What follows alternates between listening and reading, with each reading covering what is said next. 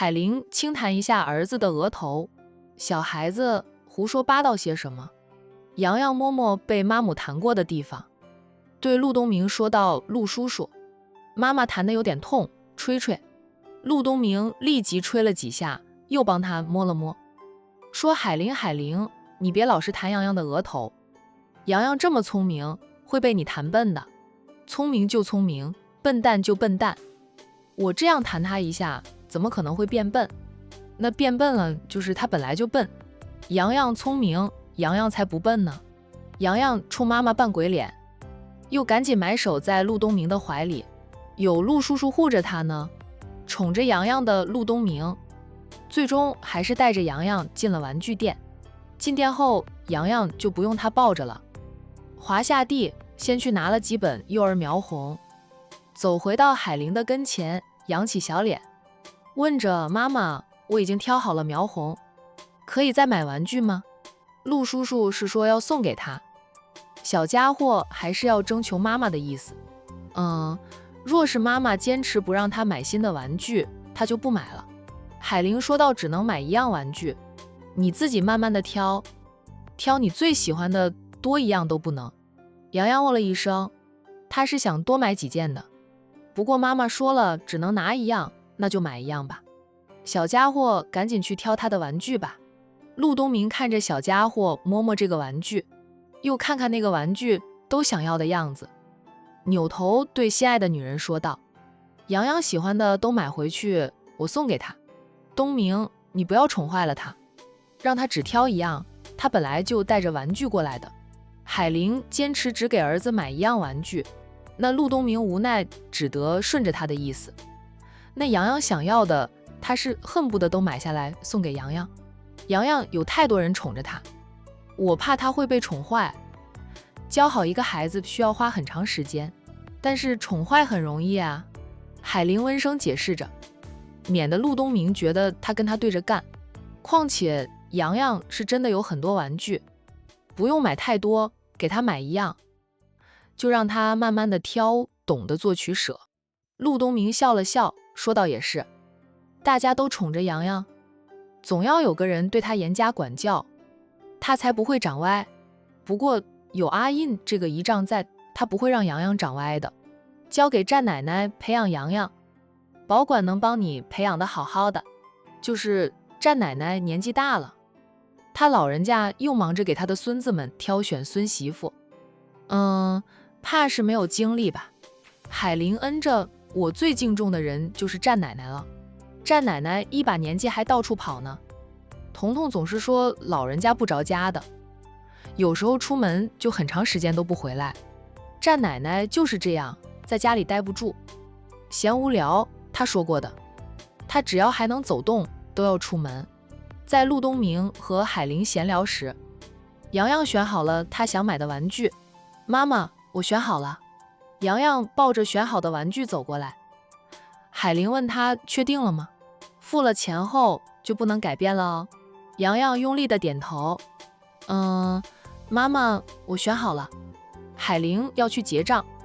陆东明说道：“说了，我送给洋洋的，我来给吧，你可不能让我失信于洋洋。”行啊，那你去吧。海玲推着他去收银台，由他支付。从玩具店里出来，又逛了一会儿，洋洋就吵着要回酒店。他买了新的玩具，想回酒店玩。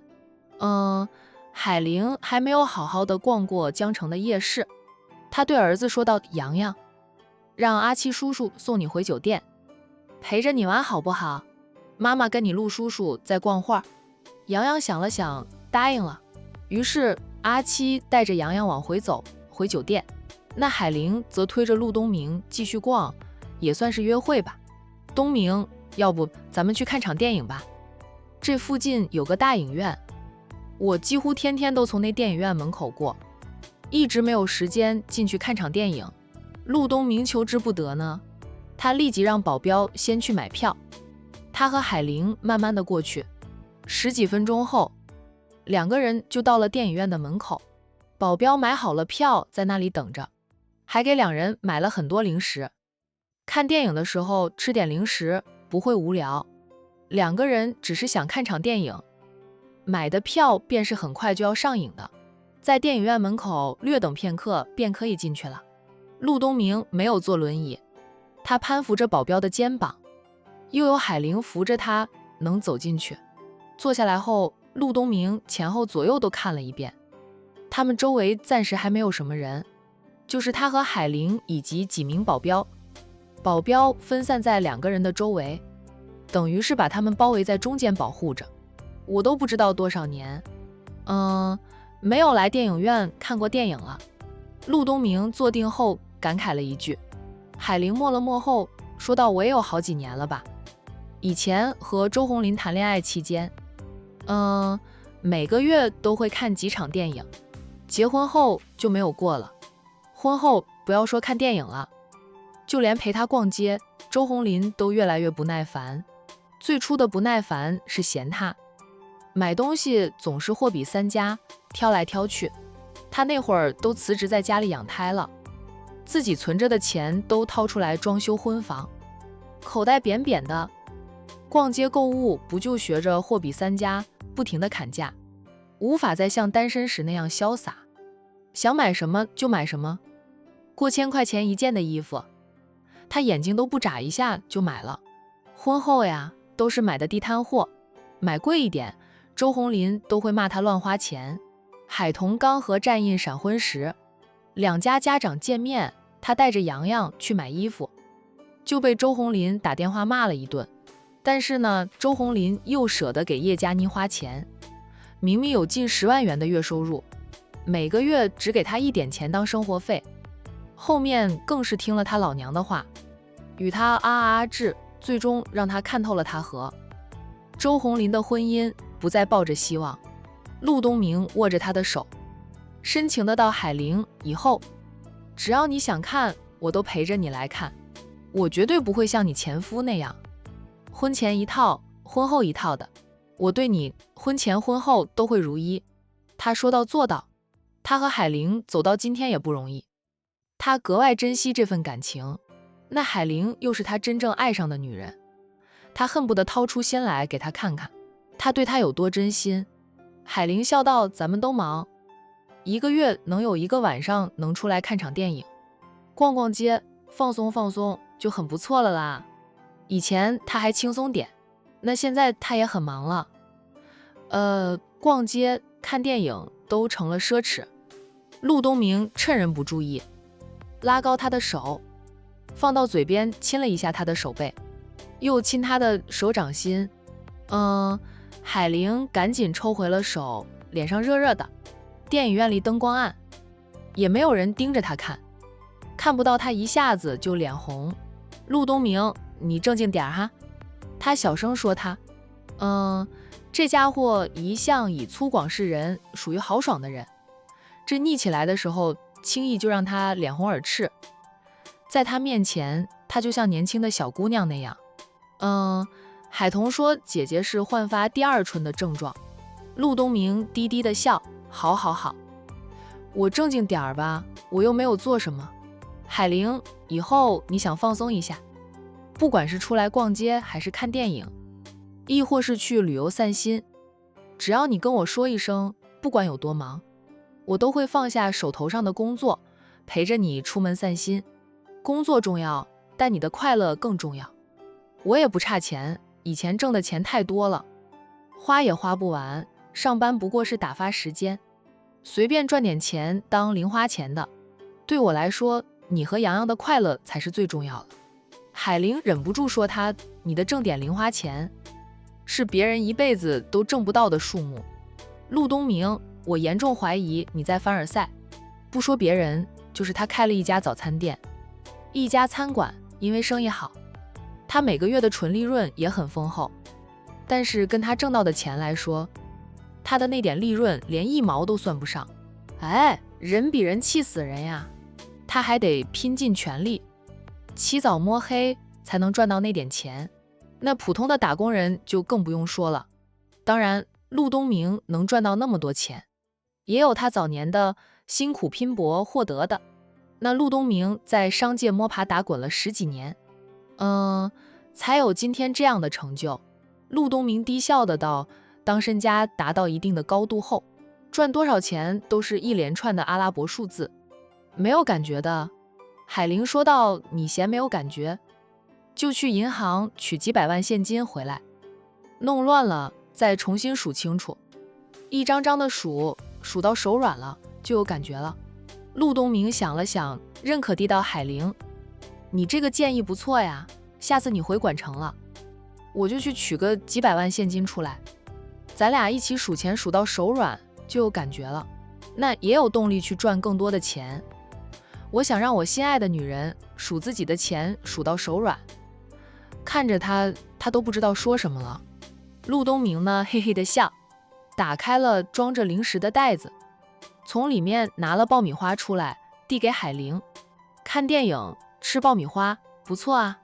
海玲接过了爆米花，我怕吃多了上火，不过来了江城后，吃点热气的东西，感觉没那么容易上火，可能是气候不同。在管城吃点热气的东西，很容易就喉咙痛、牙龈痛，是气候不一样。陆东明也给自己拿了爆米花。电影开始了，海玲说了句，是悬疑恐怖片。换做以前的海玲，看着这样的片子肯定会吓得尖叫。现在的她胆子大了很多，也经历了一些危险的事。看着这样的片子，她看得更认真，有的是思考，并没有害怕。陆东明还时不时低声问她怕不怕，害怕的话，他的怀抱免费给他靠。海玲严重怀疑陆家的保镖是故意买了恐怖片的，让他害怕时就对陆东明投怀送抱。一场电影看下来，只有海玲看得津津有味，陆东明的注意力都在他身上，就时不时就拿出零食来投喂他。等到电影结束了，海玲被他投喂得饱饱的，说他这下好了，我没有吃宵夜都撑着了，又得散散步消消食。陆东明站起来，海玲和保镖连忙扶着他走出去。陆东明笑道，那麻烦你推着我步行回酒店，就当是散步消消食了。海玲也笑，走就走呗，不过不行的话，我可能不认得路，要是走错路了，咱们一个晚上都在江城的街道上转悠。你别怨我哈。不会，现在夜色更深，从电影院里出来，街道上没有了那头热闹，渐渐趋于平静。海玲推着陆东明慢慢地走着，保镖团跟在两个人身后，默默地保护着两人吧。就走着走着下雪了。东明，下雪了，咱们赶紧上车回酒店。走了一段路，海玲觉得肚子不撑了。天气冷，又下雪了，担心下雪天路滑不好开车。好，陆东明没有意见，他家海玲说啥就是啥。两人上了车，很快就融入了夜色中。回到酒店时，洋洋早就睡着了，阿七还陪着洋洋。等到海玲回来，阿七才离开回他的房间。洋洋睡着了，陆东明进房里看洋洋，见小家伙睡得香甜，帮洋洋扯了扯被子，说到暖气温度适中就好，不用调得太高，洋洋都出汗了。哎，小家伙睡得热了就踢被子啊。海玲调低了几度。陆东明帮洋洋擦了擦汗，再扯了扯被子，不是往上扯，是往下扯，免得洋洋更热。看着陆东明的动作，海玲眼里有着柔情，就他对洋洋真的很好，视若亲子。都说小孩子的心灵是最纯净的，谁对他们好不好，他们心里清楚得很。陆东明脸上的刀疤依旧，但洋洋已经不害怕，就有时候还会摸摸他的刀疤，问他还会不会痛。不仅不怕他了，还越来越黏他，说他们俩是父子都有人相信。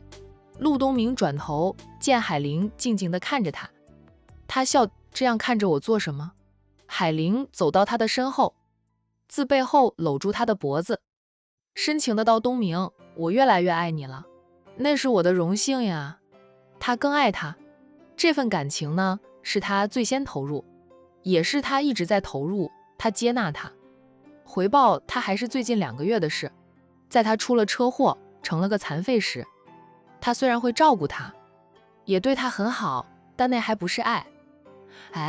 他只是想帮助他重新振作起来，与爱情无关。那时间长了，他才接纳了他的感情。皇天不负有心人呀，他最终得到了回报。他就很珍惜他们这份感情，这辈子他就只爱他一人的了。陆东明将他拉到跟前，与他深情对视后，忍不住吻上他的红唇。缠绵的深吻之后啊，陆东明先推开海玲，怕自己会情难自禁，控制不住。海玲，很晚了，早点休息。我也回房休息了，明天一起吃早餐。那陆东明的声音都有点嘶哑。海玲主动在他的脸上亲了亲。东明，晚安。晚安。海玲推着他出去，他自己操控着轮椅回到他的房间。那嘴角的笑是怎么都敛不起来，很甜。一夜再无话。周末的清晨不用上班，加上天气突然变冷，一向早起的战印都不想起来，赖在床上给老婆大人充当暖气炉了。管城的气温下降，觉得好冷好冷。其实气温还有10度的，白天最高会有10几度，但是对于管城人来说，这样的气温已经很冷很冷了。那不少人赶紧网购厚的衣服。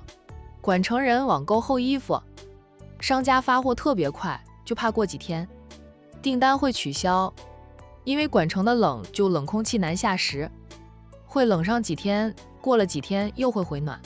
发货慢的天气回暖了，不用穿厚衣服，不就取消订单。房里没有开暖气，就最冷的几天战印都不开暖气，他才不开呢，开了暖气，老婆觉得热就不往他的怀里钻了。天知道他有多喜欢老婆主动往他怀里钻的感觉。这事啊，千万别让彤彤知道，免得他又说他腹黑。海彤的微信收到了新的信息，不停地响，他被吵醒，但不想动，对拥着他的男人说道：“老公，你帮我看看是谁大清早给我发这么多的信息，吵死人了。”战印说道：“我猜是洋洋，洋洋在他妈妈身边，不会这么早给我发信息的，说不定他都还在孟州宫呢。”海彤说话时眼睛都没有睁开，他还困，难得周末，当然要好好的睡懒觉，休息好了，下周才能好好的工作。战印边拿过他的手机边说到：“8点多，不早的了，夏天，你6点多就爬起来出去晨跑，8点多了。”海彤睁开了眼，人跟着坐起来，不过很快又躺下来，往他身边靠去，嘴里说到：“今天咋感觉比昨天冷了好多？最近的天气就属今天最冷，下周2又回暖了。”战印看了他的手机，说道：“是你姐发来的图片。”什么图片啊？海彤从丈夫的手里拿过了手机，点开微信看新信息，是雪景图片，还有好几条语音信息。她点开了语音信息，洋洋稚嫩的童音响起：“小姨，小姨，我看到雪了，外面好厚的雪，白白的，我给你拍了好多雪景，你看到了吗？漂亮吗？小姨，妈妈说等会儿带我去外面堆雪人。小姨，你吃早餐了吗？我和陆叔叔还有妈妈一起吃早餐了，我没有看到三叔，妈妈说三叔带着未来的三婶出门旅游去了，他们去哪里玩又不带我啊？知道战浩宇带着乔涵出门旅游度假去了。”洋洋直说来得太迟，没有看到三叔，不能跟着三叔去旅游。被妈妈说他有当电灯泡的潜质。电灯泡吗？是了，姨丈就经常说他是小电灯泡的，说他会发光，就很刺眼的那种。他都不知道他会发光，姨丈骗他的呢。海彤回复外甥下雪了呀。洋洋运气还不错吗？刚过去就遇到了下雪，可以看到真雪了，还可以堆雪人。小姨长这么大都没有堆过雪人呢。早餐好吃吗？你要多穿衣服啊，别冷坏了哦。你占三叔出去旅游，要10天半月才能回来的，你跟着去怎么上幼儿园？战浩宇幸好我跑得快，没有被小电灯泡赖上。收到了海童的回复，洋洋呢就打了视频通话过来，医生俩煲了半个小时的电话粥。结束视频通话后，战印嘀咕着，我还是今天才知道，洋洋那么能聊的，都跟你聊了半个小时。海童笑洋洋以后有可能会是个话痨，也会是个暖男，暖男又话痨。都9点过了，爸妈和奶奶可能起来了，咱们也抓紧时间。老六是今天去 X 省的 A 是吗？战印先去帮他拿来了衣服，嘴上应着周一再过去。这2天在家里陪奶奶呀。10几分钟后，夫妻俩手牵着手下楼去。1楼大厅的沙发上，只有战丽蓉一人，她在翻看着报纸。老太太婆媳俩和昨晚在哥哥这里留宿的战远都不见。爸，夫妻俩先走过去和战丽蓉打招呼。战丽蓉抬头看向夫妻俩，慈爱的道：起来了，给你们留着早餐，还热着，去吃吧。我妈和奶奶呢？战印问了句。老六还没有起来，你奶奶带着你妈出去散步，让老六陪同。战印说了句，这么冷的天，奶奶还要出去散步？你奶奶说了，你们给她老人家买了那么多冬天的新外套，好不容易冷了，总要穿出去吹吹冷风，秀一秀孙儿们的孝顺，否则谁知道你们孝顺她呀？平时他们出门车上会有暖气，在公司办公也有暖气，回到家里依旧有暖气，体会不到冷。只有出去散步不坐车，才能吹吹冷风，确定一下他们真的在过冬天。战印失笑，奶奶就爱炫耀。战丽蓉抖了抖报纸，说到以后，我孙儿女给我买了新的外套，我也喜欢炫耀一下。海童附在丈夫的耳边小声说道，你也要给爸买2身新的外套。战印与他对视一眼，低笑，觉得父亲是吃醋了，觉得晚辈忽略了他。阿印，中午我和你妈还有你奶奶就回山庄去了，你们俩要跟着一起回去吗？战丽蓉忽然问着。这么快就回去？不是说在我这里住一段时间吗？海童也说道，是啊，爸，你们难得来一趟，就在这里多住些时间。战丽蓉合上了报纸，并放在茶几上。面对儿媳妇，他是个很温和的公公。我们退休后就住在山庄里，已经习惯了。你妈想回去，我们就回去了。腾空间给长子长媳过2人世界，晚上你妈也要去参加宴会，便回去和你2婶3婶一起出门了。那战丽蓉说明了回山庄的主要原因。海童知道这件事，婆婆还提了一嘴问她要不要去，后又改口不让她去了，怕宴会上人多啊，碰到她。海童哦了一声，便对丈夫说道，战印，要不我们也回山庄住2天，周末不上班，书店现在周末也不开门，以前他只有书店的时候，周末还是会开门的，就能赚到一点是一点。现在生意做大了，书店还开着，那是他和沈小军的情怀，不在乎赚多赚少。所以周末就不开门。战印还没有说话，就收到了好友苏南发来的信息。看过信息后，他又将手机递给老婆大人看，笑道行，那咱们也回山庄住2天过周末。他们要去叫上苏南和小军过来，中午一起吃饭，吃火锅可以吗？我好久没有吃火锅了。对于儿媳妇经常提出吃什么，战丽蓉早就习惯了，也没有意见，觉得这个长媳跟自己的老母亲挺像的，怪不得2人那么投缘。当初老母亲故意让海童成了他的救命恩人，让他们全家人都对海童感激不已。然后呢，老人家竟然让长孙代替他老人家报恩娶海童。战丽蓉心里腹诽着老母亲的手腕了得，翻手为云，覆手为雨。他们一大家子是孙悟空也翻不出如来佛的这手掌心。好在长子长媳感情很好，现在恩恩爱爱的，那宠妻的战印就更不会有意见了。那他回复了苏南，彤彤，我们先去吃早餐，然后就回山庄去。我让苏南带上小军直接去山庄，我们在山庄里聚会，吃火锅要人多吃着才热闹，就叫上军人和小飞2个吧。战印提议。海童便给商小飞发了信息，不过商小飞婉拒了，他陪君然飞一趟 A 市，回风尘山庄住几天。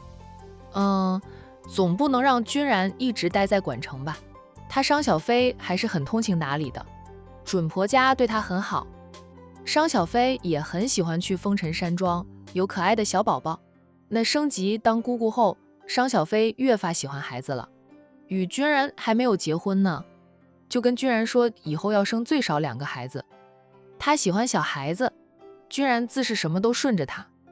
他想要星星，君然都不会给他月亮。海童对丈夫说道，小飞已经在风尘山庄了，他大清早就陪着君然回家，现在正抱着妍妍乐呵呵的呢。他也很想去风尘山庄，每次看到君妍就喜欢的紧。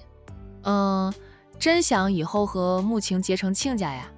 战印哦了一声，他起身，也把老婆大人拉站起来，对父亲说了句要去吃早餐了，就带着老婆进了餐厅啊。不接着海童那个话题聊下去，就他怕老婆有生女压力。以前海童还没有怀孕，大家都想着只要海童能怀上就很开心了。海童坐稳了胎，大家的心变了，变得贪心，希望海童能像慕情那样一胎2宝。知道海童怀的是单胎，就盼着是生个女儿。战印没有告诉老婆，他妈原本不信佛的，自从海童怀孕后，经常带着他爸偷偷的跑到那些庙里烧高香，祈求海童能生个女儿。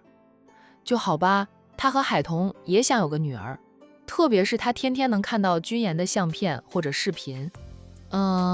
叶君博的那个宝贝闺女是越来越可爱，浴血可爱，眼睛圆滚滚的，眼珠子总是咕噜噜的转。将来肯定是个聪明的孩子。叶君博每天都要几次朋友圈，无一例外都是秀他的宝贝闺女。当然了，能每天看到叶大总裁朋友圈的也没有几个。叶君博就舍不得让宝贝闺女露面，世人都不知道君家的孙辈长啥样。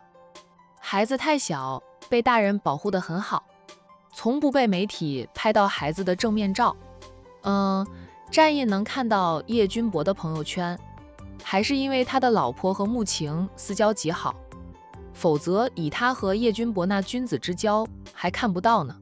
战印还觉得叶君博是故意的，明知道他们战家生女儿艰难，叶君博还一天到晚都秀他的宝贝闺女，有时候发的是视频，战印都忍不住反复看叶君博发的视频，恨不得钻进视频里去，抱君妍回家给她当闺女。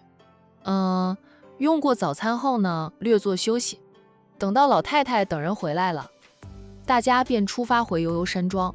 昨晚就回了山庄的战一晨夫妻俩，此刻正在试着礼服，是宁云初试着晚礼服，战一晨在一旁看着，时不时宁云初就问丈夫一晨，我穿这一套礼服可以吗？可以，你穿哪一套都很漂亮，很好看。战一晨笑道，他起身走到妻子的背后，自背后圈搂住她的腰肢，说到老婆，你不用太紧张，有妈带着你，天塌下来都压不到你。我第一次以你老婆的身份跟着妈去出席宴会，还是有点紧张的，怕我表现得不好，丢的是你的脸。宁云初放肆地靠在他的怀里，看着镜中的自己，他都觉得现在的自己容光焕发的，比起以前更加的漂亮。小姑姑说她现在自信又美丽，她一直都很自信的好不好？只是以前的她是个瞎子，眼睛没有现在这般灵动有光。说了我陪你去，你们婆媳俩呢又不让我跟着去。战逸晨抱怨着。宁云初笑道，妈说了，基本上都是我们女性同胞，就算有先生跟着去，都是和爸一般年纪的，你们年轻男人就不要跟着去凑热闹了。战逸晨撇撇嘴，他说道，我总觉得我妈是怕我跟着去会和她抢你，她是去跟她那些老姐妹们炫耀去的，炫耀她有儿媳妇了。她那些老姐妹的儿子跟我差不多年纪，有些比我还大上几岁呢，都还单着，个个都恨当婆婆，恨得很。战逸晨嘚瑟的倒还是我厉害，就娶到了老婆，跟他们不是一路人了。宁云初在他怀里转身，笑着轻摸他的俊脸，不要把自己说的那么可怜，是你们这些真正的优质男人，娶妻的要求太高，不需要联姻的就不会将就，没有找到适合的，那自是不着急结婚。能跟战家混一个层次圈子的都是大佬，他们何愁无妻，只是他们工作太忙，也不着急而已，更怕别人看中他们的钱财。战逸晨追求他的时候，他的工作大部分都是分给了他的那些兄弟的，但其他人家里不像战家这般的这人丁兴旺，也不像那战家兄弟那般团结友爱。老婆，今晚带着我送你的珠宝，带谁的不是结，只要钻戒是带着你送的就行了。战逸晨在他的唇上亲了一口。好吧，我就让一让我妈。宁云初好笑地捏一下他的脸。对了，你和大嫂提到过的那个龙太太今晚也会在宴会上出现。战逸晨忽然对妻子说道。那提到那个声音和身形神似宁思琪的少妇，那宁云初就没有了笑脸。他淡淡的道，正好可以好好的观察他一下，是真是假，总会露出破绽的呀。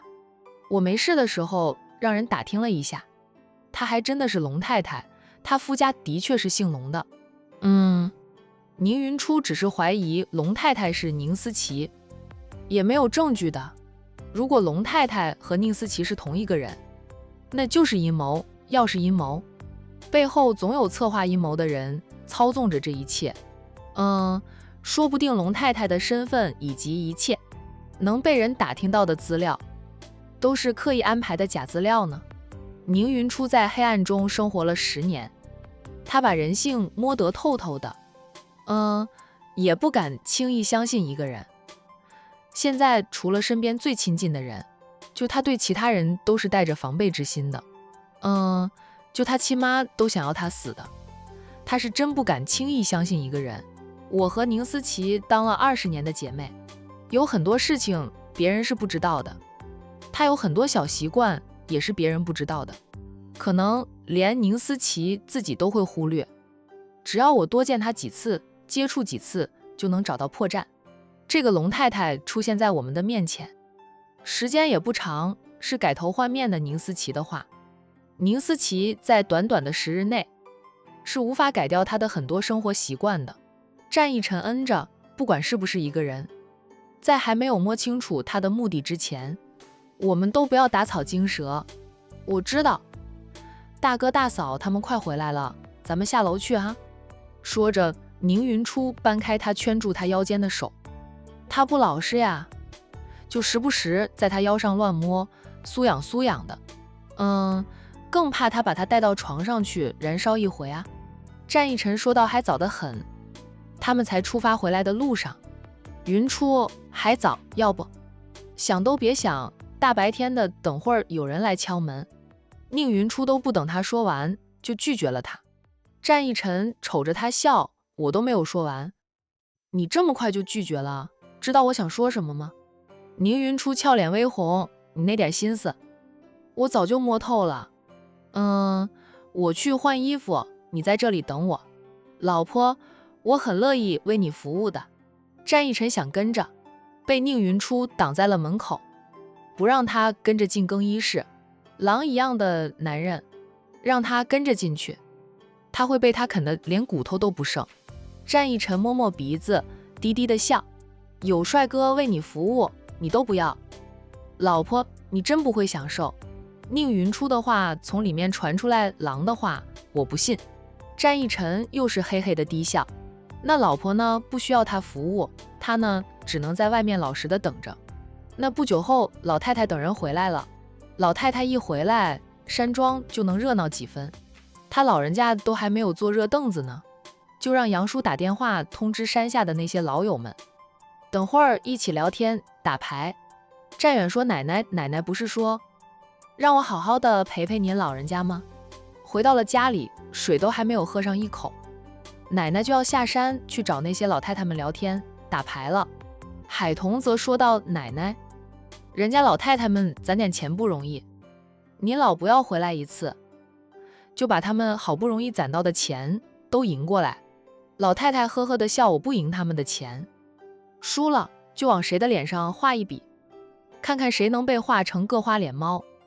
老小孩的世界他们还不懂，哎，随他们去吧。”很快，苏南和沈小军夫妻俩也到了。那跟着过来的还有苏南的父母。哎，这下子就更热闹了。老太太看到苏富时，问了句：“苏老三，你们家老大去亲家那边还没有回来吗？”苏南的爸在堂兄弟当中呢，是排第3的。老太太以前呢，一直都叫他苏老三。我大哥说年前才会回来。苏老太笑眯眯地答道。苏腾向程庆表白，程庆对苏腾也是有点意思的。那知道苏腾喜欢他后，考虑再三啊，便接受了苏腾。不过是几天时间，两人已经进入了热恋。苏家主夫妻俩在云城也是乐不思蜀，差点就要光棍的儿子，总算有了心动的人。苏家主开心的不得了，哇，悬在夫妻心头的大石也终于落地了。那自是乐不思蜀，不想回管城，哪怕云城很冷，时不时就下雪。苏家主夫妻俩宁愿窝在程家烤火，都不想回到暖和的管城。一家3口都在哄着程家，早点答应程庆和苏腾结婚呢。知道苏腾有那种特殊的病，程家人也放心的程庆和苏腾恋爱。他们也观察了苏腾这么长时间，对苏腾很满意。原本还担心苏腾的父母会要求门当户对，会阻拦的见到了苏家主夫妻俩后，程馆长觉得他们想多了，了解苏家人的品性。虽说嫁苏腾有可能会有点危险，但苏家人的人品还是很好的。程馆长认为自家闺女打小新舞，一身拳脚功夫都可以傲视群雄了，有足够的自保能力，胆量也够，配苏腾正好。那也就默认了苏腾是他们程家以后的女婿。那至于两人什么时候结婚，闺女说了算。苏腾什么时候能让他们闺女答应结婚，就什么时候结婚。苏腾那小子什么时候请我们大家喝喜酒？老太太问道。苏老三笑着，应估计要年后吧，现在还是急了点儿，程庆还小。老太太说道，过了年就25岁，也不小得了。不过相较于苏腾来说，程庆的确是小了点。过了年苏腾都35周岁，36虚岁，就比陆东明小1岁而已。陆东明，战奶奶，拿我来比，我感觉我又老了很多。老太太，你还知道你老了很多呀？她这不是等着海玲吗？她以前一直没有遇到喜欢的女孩子，就是为了等老天爷给她安排海玲。